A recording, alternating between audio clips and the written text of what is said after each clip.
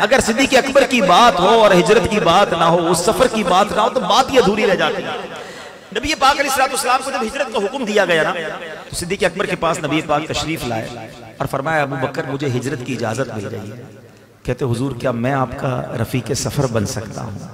नबी पाक ने फरमाया, हाँ अबू बकर तुम मेरे रफीक सफर हो।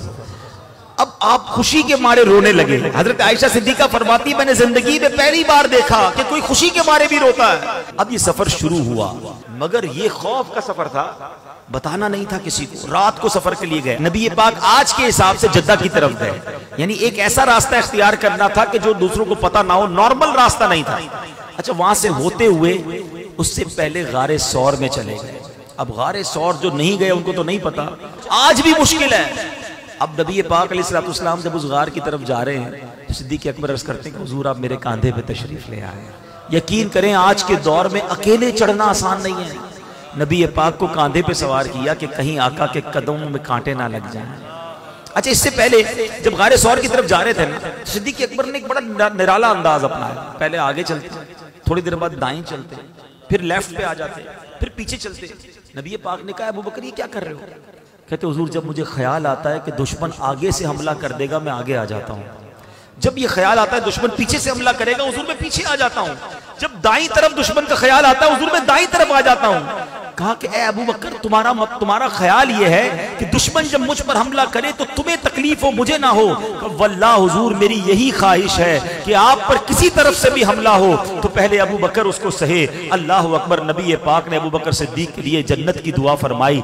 अब जब पहाड़ पर चढ़ने का वक्त आया, सिद्दीक अकबर ने कांधों पे उठाया, ऊपर जाते हैं। गार के अंदर जाने से पहले, गार वैसे ही बड़ा खौफनाक होता है, न जाने कितने जानवर अंदर पहले से मौजूद हों, कि सिद्दीक अकबर ने कैसे मजे लूटे। वो वाकई ऐसा गार है कि अगर दो बंदे बैठ जाएं तो पैर से पैर टकराता है, सांस से सांस टकरा रही है। इतनी छोटी सी जगह है, 3 दिन और 3 रातें अल्लाह के हबीब के साथ हैं। मगर सुनो क्या किया आपने। आप अंदर गए, गार को साफ किया, महबूब की आमद है, गोया तैयारी कर रहे हैं। देखा बहुत सारे सुराख हैं, अपनी चादर के टुकड़े किए, हर सुराख में अपनी चादर का टुकड़ा डाला, 1-2 सुराख बाकी रह गए, अपना पैर रख दिया। हुजूर तशरीफ लाएं। तवील वाकया है, नबी पाक थक चुके थे, आराम फरमाइए। आका ने सिद्दीक़ अकबर रज़ी अल्लाह तआला की गोद में आराम फरमाया। और अब सांप है, जो भी दीदारे मुस्तफ़ा चाहता है, बड़ी कोशिश की कि सिद्दीक़ अकबर अंगूठा हटा ले, आपने अंगूठा ना हटाया। और अब हजरत सिद्दीक़ अकबर के अंगूठे पर वो सांप काटता है, जहर है।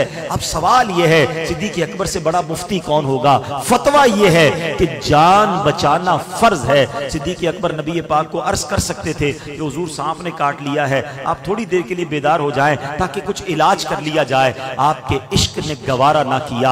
इश्क कहता है जान जाती है तो चली जाए, नबी पाक के आराम में खलल नहीं आना चाहिए।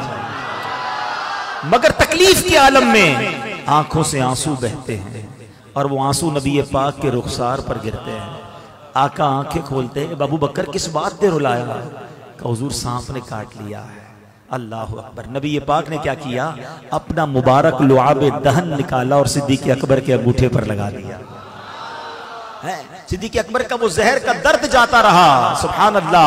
जहां सिद्दीक़ अकबर ने जान कुर्बान की, मकाम सहबा पर मौला अली की गोद में जब नबी पाक आराम कर रहे थे, सूरज डूब रहा है। मौला अली से बड़ा आलिम कौन होगा? अरे मौला अली को मालूम था नमाज पढ़ना फर्ज है, मगर इश्क अली ने गवारा ना किया।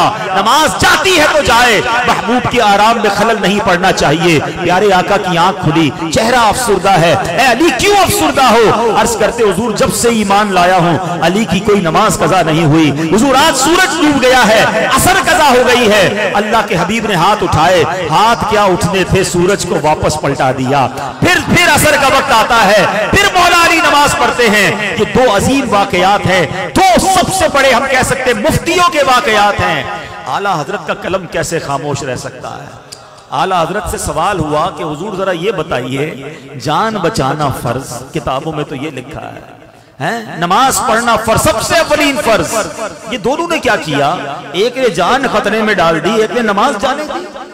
अच्छा, यहाँ उन लोगों के लिए भी जवाब है जो कहते बताओ किधर लिखा है। हाँ, हवाला पेश करो। ओ अल्लाह के बंदो, इश्क की बातें दिलों में लिखी जाती है। कौन सी किताब में लिखा था कि अबू बकर सिद्दीक जान ना बचाते? किधर मसला लिखा था कि मौला अली नमाज कज़ा करते? इन दोनों ने फैसला किया कि इश्क का काम यह है कि नबी पाक की इताअत जरूरी है। आला हजरत अपने 4 शेर में मसला ही हल कर देते हैं। आप फरमाते हैं मौला अली ने वारी तेरी नींद पर नमाज। और नमाज भी कौन सी? असर को सबसे खतर वाली अहम नमाज कहा गया। मौला अली ने वारी तेरी नींद पर नमाज, और वो भी असर सबसे जो आला खतर की है। सिद्दीक बल्कि गार में जान उन पे दे चुके, और हिफ्ज़े जान तो जान फुरूज़े गरर की है। अरे जान बचाना तो फर्ज था, मगर नबी पाक ने क्या किया? ना उनकी नमाज जाने दी, ना इनकी जान जाने दी। हाँ, तूने उन्हें जान, इन्हें फेर दी नमाज, पर वो तो कर चुके जो करनी बशर की है। उन दोनों ने अपने हिस्से का काम कर लिया। अब ये पूरा बयान करने के बाद आला हजरत ने निचोड़ निकाल कर दिया, जो अपना अकीदा मजबूत कर लो। आला हजरत कहते हैं साबित हुआ कि जुमला फराइज फुरू है। साबित हुआ कि जुमला फराइज फुरू है, असलुल उसूल बंदगी उस्ताज वर की है। अरे आका राजी है तो रब राजी होगा। पढ़ते रहो नमाजें, पढ़ते रहो अल्लाह का नाम। अगर अल्लाह के हबीब की मोहब्बत दिल में नहीं, तुमसे अल्लाह के नबी राजी नहीं है, तो न नमाजें काम आनी है, न रोजे काम आने हैं। जरूर पढ़ो नमाजें, जरूर रखो रोजे, मगर नबी पाक की मोहब्बत दिल में होना जरूरी है। जब सैयदी आला हज़रत ने लिखा उन्हें जाना, उन्हें माना, ना रखा गैर से काम, लिल्लाहिल हम्द में दुनिया से मुसलमान है।